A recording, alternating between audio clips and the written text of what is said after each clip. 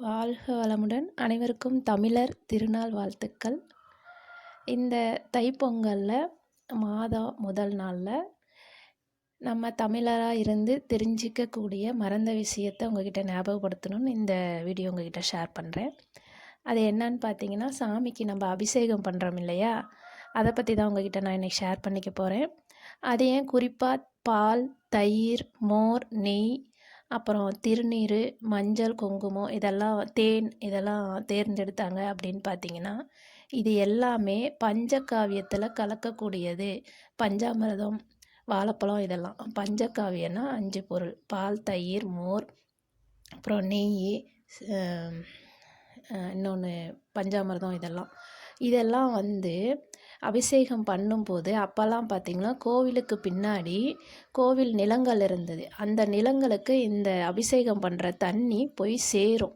அப்போ இதெல்லாம் போய் சேர்றப்ப அந்த தண்ணியோடு கலந்து வயலில் இருக்கிற நெற்கள் எல்லாம் அழகாக செழிப்பாக வளரும் அப்படிங்கிறதுக்காக தான் அபிஷேகம் பண்ணாங்க.